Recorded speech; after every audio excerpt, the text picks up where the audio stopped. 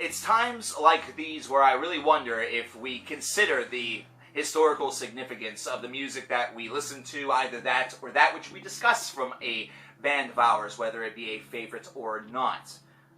Mainly because we expect that those bands are going to be producing material for us within the next year or two, that there's going to be another album for us to discuss, more music to consume, whenever in some cases that's not what occurs. Unless we know in advance that it's going to be a band's final album, really, reality has proven to be a bit of an unkind mistress. But the past couple of years have also dictated that anything is possible in heavy metal, with groups such as Carcass and At the Gates returning from long-term bouts of not being here to release albums that absolutely crushed us and sort of reinvigorated our spirits. And here we are again with In the Woods and their brand new album, Pure. This is an album 13 years in the making, but really longer because the last release was actually a DVD of their last final show back in 2003. I never thought I'd see this album in my lifetime, so I'm a little bit excited, as if you can't tell! Man, I'm hyped up. But hey, I've been championing this, guys, whenever we talk about groups that maybe you should get into or you should check out, anything like that. So before we get into this review, they did a video for the song Blue Ocean Rise, Like a War. So pause the video right now. I'm even going to give you a nice little graphic here, and I want you to go scope out that video immediately, and that way you'll have a little bit of a baseline prior to coming into this review. Did you do that? I'm sure some of you did. I'm sure a lot of you were, assholes. Well, you're going to be the ones that are missing out. So Pure, an album that's so long in the making, and this is the core lineup of the band, meaning that it has most of its original members. So the female vocals that were present on their 3 albums are not present, sadly. So this is an all-male vocal attack. And it does cause a little bit of a difference, but not much. Now, it should also be noted that these guys were former members of Green Carnation. There's a big-time story all about that, but we are really wasting some time. So Pure starts off this album, the title track, and immediately starts to help you recognize why these guys do sound somewhat familiar, considering it does have some of the same structures that you've heard from Green Carnation albums from the 2000s. However, you notice that there's something a little bit off about these compositions, that they do tend to take sort of either the long way around, either that, or they just navigate their own course throughout the way in which the ebb and flow of their overall construction really gives us, and that is part of the reason why these guys are labeled oftentimes as avant-garde instead of just purely as progressive. This is a group that's their guitar attack intermixed with their percussion really offers a nice balance, while also giving them and offering them the opportunity to allow one to become a lot more present than the other. The vocals start off a little bit muted, however, then they start to rise and swirl around the listener, starting to encapsulate them within their own little, gravity. It's very, very cool. Pure is a great return to form. I'm glad to hear that the very first track from In the Woods in all of this time still maintains some of the large charm that this band was able to produce.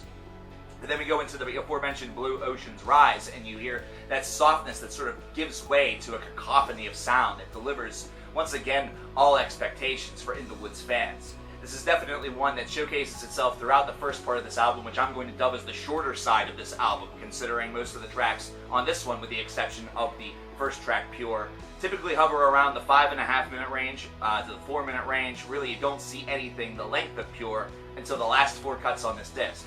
And by and large, it's mainly a little bit more straightforward. That avant-garde philosophy is definitely one that still remains. However, there are some significant changes that you can note to some of the construction properties of these songs. Whenever you consider In the Woods' prior work, there is definitely a lot more freeform. There is definitely ebb and flow that kind of rises and falls very deeply and sometimes extremely sharply. These are ones that feel a little bit more calculated and a little bit more mature. So is that a good thing or a bad thing? That's the first real thing that we need to sort of discover, considering those 3 albums, they're considered legend. They're considered hugely monumental. Is that sharpness really something that is, congruent or equal to, being legendary, or really dictating where avant-garde was going to go as far as black metal was concerned in the next generation? Are avant-garde bands of today owing a debt to In the Woods? Well, let's not get ahead of ourselves. Definitely owe a debt to a lot of bands from the 1990s, which really started to jumpstart the project and really, should I say, the subgenre. I like this first half of the album because of that direct nature and because of songs such as the recalcitrant protagonist, which is a word I just absolutely murdered. However, I like this song because in its near 6 minutes, it really delivers a strong narrative, and it starts something that I'm a little confused about on this release. And you say, confused, Cover Killer Nation? That never seems to happen with you. You only say that every 5 videos. Well, what's confusing about this is that it almost feels like it's starting off a sort of storyline that lasts until the ending of this album, because we have the sort of introduction of this protagonist, at least within title's sake, and then we have tracks such as The Cave of Dreams, The Cult of the Shining Stars, that goes into Toward the Black Surreal, and then into Transmission KRS, and really as this sort of progresses, not only in your mind, but also musically, there feels like there is a bit of a link here, and whether it be with one track seeming to run very, smoothly into the next, either that or musical ideas tending to seem to show up, little notches, either that or little themes that seem to continue to manifest themselves. Well, it just feels like it has a very strong connection to it, even if that wasn't the intention whatsoever. One of the biggest examples of this would be in Toward the Black Surreal and then Transmission KRS. Firstly, Toward the Black Surreal is one where that very sharp ebb and flow that we mentioned from past In the Woods albums is present once again. This is one that literally feels like it's making, stalagmites or stalactites, whichever you really choose to prefer. Some call it a roller coaster, but this is very jagged in the way in which it escalates and then sort of goes back downward, builds itself back up, goes back downward, and then builds itself back up for the finale. But Transmission KRS begins with an idea that sounds rather familiar, and it's because there are certain similarities between this movement that you hear to start this song in a much softer register that you heard in the previous track.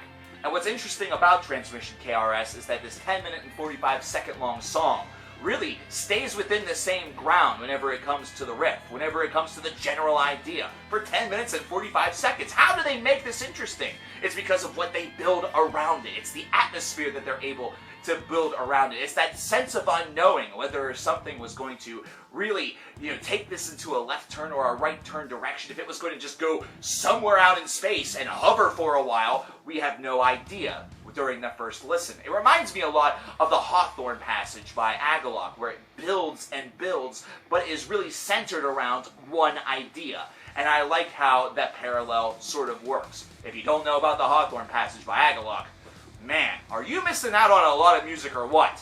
I like this track a lot. It has, by the end of it, because it has gone from being very soft to having a lot of noise associated with it, fuming solos, and just tremendous atmosphere surrounding. It almost feels like the idea that has been sparked by the previous song has now taken full effect with this one. But by the end of this, you're almost feeling like you are going through a mental journey. Either that, or you're trying to examine your own personal idea of what God is. It's very, very, surreal to not use I used the word from the previous song, but oh well. It's just, what else do you call it? It is a very haunting atmosphere. It's an easy track to access, even though it essentially covers the same ground for 11 minutes. The last 2 tracks I feel also are connected. However, the one thing I will say is Mystery of the Constellations, I feel, could have been very easily replaced with Transmission KRS in the track listing, and really the same idea would have been present, unless, of course, this was meant to be, as I said, some sort of conceptual story, and that makes no sense. But at any rate, this is a track that I feel is a little too basic, a little too derivative for the In the Woods playbook. It sounds a lot like we have the ground that we have tread through 8 of the 9 songs that we've heard previous to this, and for that, it's a bit of a disappointment. Still a strong song, still really maintains the ebb and flow very nicely, still is very easily and seamlessly able to go from that higher, more aggressive, more electric atmosphere to a softer, more eerie, more atmosphere-building side, that stalagmite or stalactite we were just talking about. But either way, Transmission KRS would have been more of a shock for the final cuts. It would have been one that would have had a lot more build behind it. And imagine 11 minutes of an instrumental concluding your album. And the impression that that song leaves anyway would have left a terrific impression, leaving this album forever. Man, oh man. For the amount of time that we've waited for this album, it definitely delivered in many levels. while I don't think it has some of the same majestic properties that make albums such as Omnio really just absolute classics of the avant-garde department, this is still an album that, given some time, may have some real significance also. Consider, Arcturus' most recent album. It doesn't resemble the Sham Mirrors. It's not going to be one that's going to feel like the Sham Mirrors, considering the Sham Mirrors felt so revolutionary. Pure isn't going to feel as revolutionary as Omnio, but it still has a lot of great things to offer. It's still a band that showcases that not only are they compliant with their own self and really very comfortable within their own skin, but they are still able to evolve a little bit. This album does feel a little bit more, organic, as well as also there's some maturity that's laced within. If there's another album after this, I must expect for them to purposefully go for the weird and go for the bold, go for something that's a lot more sort of out of this world in order to perhaps douse the compliment of this album. Simply because In the Woods never seemed to really be a band that were confident in just resting on their laurels, to the point where during interviews they never actually showed their faces or provided some sort of photograph, instead opting just to send photographs of the Woods themselves. It's irony. This is a 90 out of 100 album still. It's an album that still has a lot of great value and delivers it on so many levels for a listener. Those that are really sort of bold enough to take this intrepid voyage are going to find endless amounts of great things to take away from it, and really, this is a brand new generation. It may actually be the album that provides that spark, that does provide that extra dose of inspiration for this generation. And if that happens to be the case, then we'll look at Pure a whole different way down the line. But I want to know what you guys think about this album. What do you think of Pure by In the Woods, their first album in more than 13 years? Let me know in the comments below. My name is coverkillernation, and do not sleep on this one. These guys are really, really good. You're only hurting yourself if you